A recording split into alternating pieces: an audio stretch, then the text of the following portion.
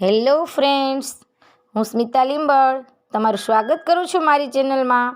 આજે હું તમારી સાથે રેસ્ટોરન્ટ સ્ટાઇલ દમ આલુ બનાવવાની રેસીપી શેર કરીશ। આ દમ આલુ ટેસ્ટમાં ખૂબ જ સરસ લાગે છે। તેને તમે પરાઠા, રોટલી કે પછી પૂરી સાથે સર્વ કરી શકો છો। રેસીપી શરૂ કરતાં પહેલાં જો તમે મારી ચેનલને હજુ સુધી સબસ્ક્રાઈબ ના કરી હોય તો મારી ચેનલને જરૂરથી સબસ્ક્રાઈબ કરી લેશો, જેથી મારા દરેક રેસીપીના વિડીયો સૌથી પહેલાં તમને મળી શકે। તો ચાલો શરૂ કરીએ। જેના માટે મેં આ 6 થી 7 નંગ જેટલા બટેટા લીધેલા છે। મેં આ નાના બટેટાનો ઉપયોગ કર્યો છે। હવે આપણે તેમાં 2 ગ્લાસ જેટલું પાણી એડ કરીશું। 1 મોટી ચમચી જેટલું મીઠું એડ કરીશું।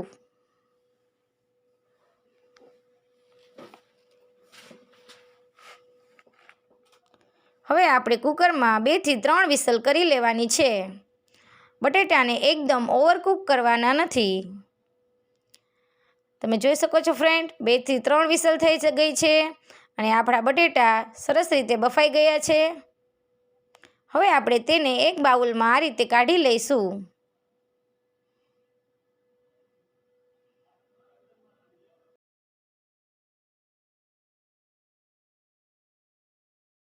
હવે આપણે બટેટાની છાલ ઉતારી લઈશું।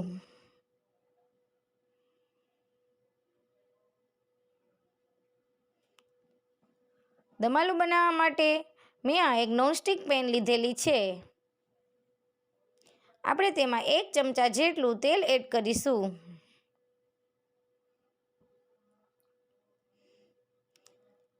અને દરેક બટેટામાં કાંટા ચમચીની મદદથી આ રીતે કાપા કરીને બટેટાને કૂક થવા માટે તેલમાં આ રીતે એડ કરવાના છે।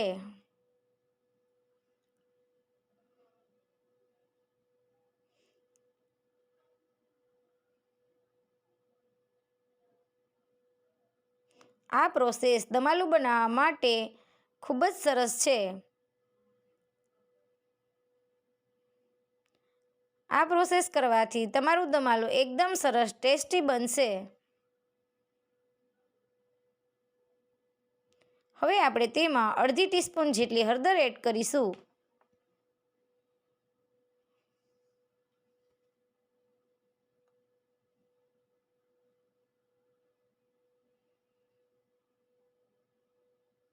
બટેટાને આ રીતે ચમચાની મદદથી ઉપર નીચે ફેરવવાના છે।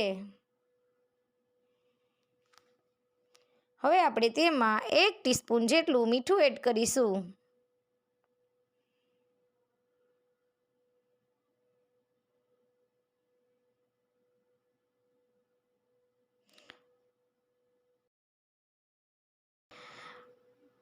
બટેટાને આ રીતે થોડા લાઇટ બ્રાઉન કલરનું ઉપર પડ થાય ત્યાં સુધી સાતળવાના છે।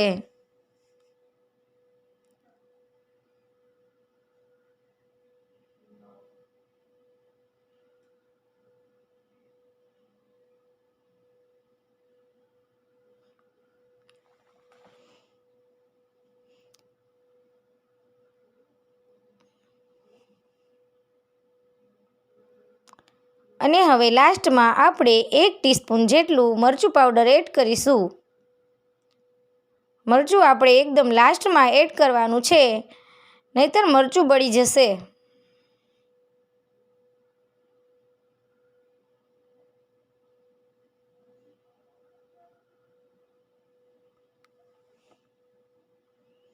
હવે આપણે ગેસની ફ્લેમ બંધ કરીને બટેટાને આ રીતે એક બાઉલમાં કાઢી લઈશું।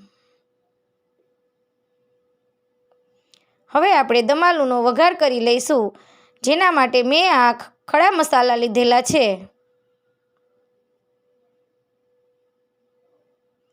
જેના માટે મેં આ તજ, લવિંગ, બાદિયા, 1 લાલ મરચું, થોડા તીખા અને વરિયાળી લીધેલી છે।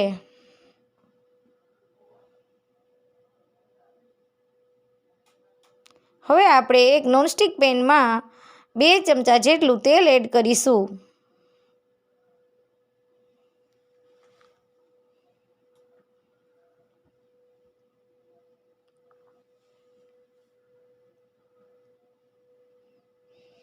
ત્યારબાદ તેમાં અડધી ટીસ્પૂન જેટલું જીરું એડ કરીશું.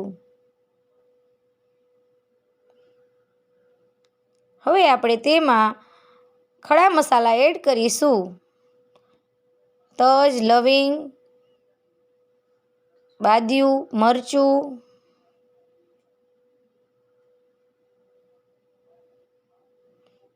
અને તીખા.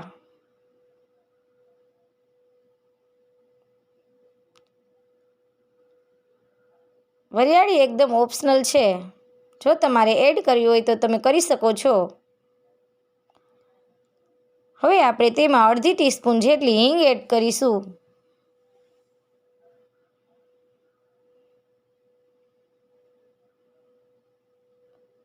ત્યારબાદ તેમાં મેં 2 થી 3 નંગ જેટલી ડુંગળીની પેસ્ટ કરીને રાખેલી છે તે એડ કરીશું.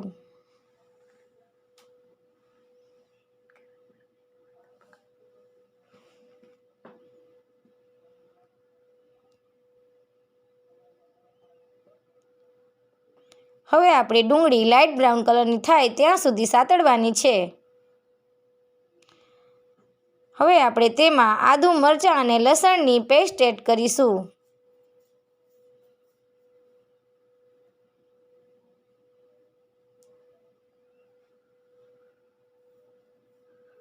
હવે બધું બરાબર રીતે સાતળી લેવાનું છે.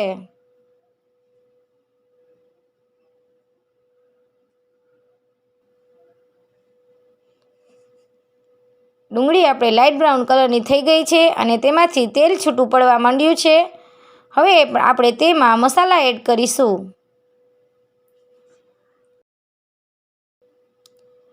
બે ટીસ્પૂન જેટલો મરચું પાવડર એડ કર્યો છે.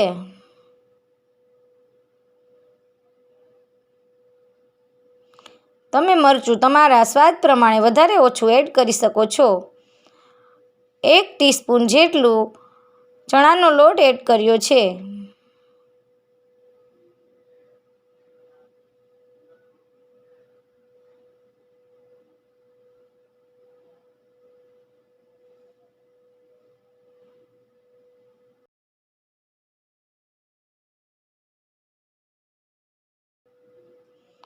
અડધી ટીસ્પૂન જેટલો ગરમ મસાલો એડ કરવાનો છે.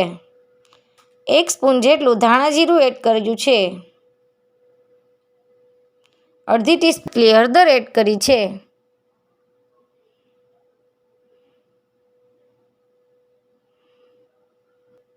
અડધી ટીસ્પૂન જેટલું મીઠું એડ કર્યું છે. આપણે બાફવામાં અને બટેટા ફરીથી કૂક કરવામાં પણ મીઠું એડ કર્યું હતું. તેથી મીઠાનું પ્રમાણ વઘારમાં થોડું ઓછું રાખવાનું છે.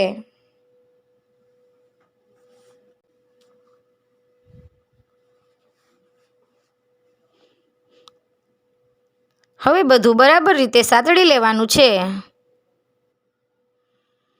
હવે આપણે તેમાં 2 ટમેટાની પ્યુરી એડ કરીશું.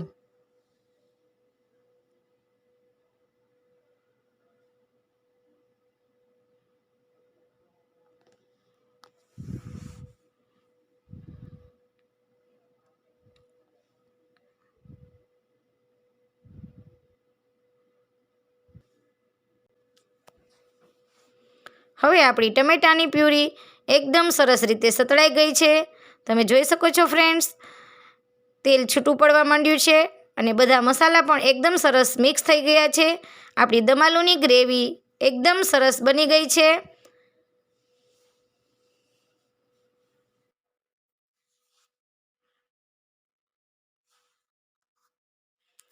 હવે આપણે તેમાં અડધો ગ્લાસ જેટલું પાણી એડ કરીશું.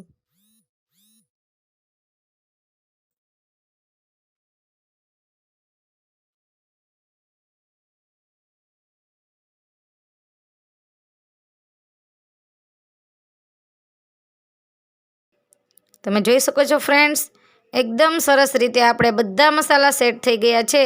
હવે આપણે તેમાં આપણે પહેલેથી જ જે તૈયાર કરેલા બટેટા રાખેલા હતા તેને એડ કરીશું.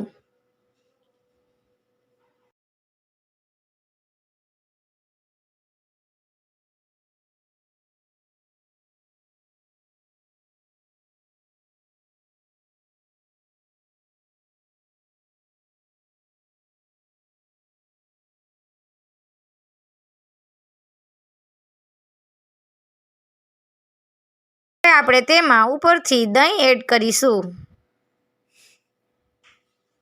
2 થી 3 ચમચી જેટલું દહીં એડ કરવાનું છે. હવે તેમાં આપણે થોડું ટોપરાનું ખમણ એડ કરીશું.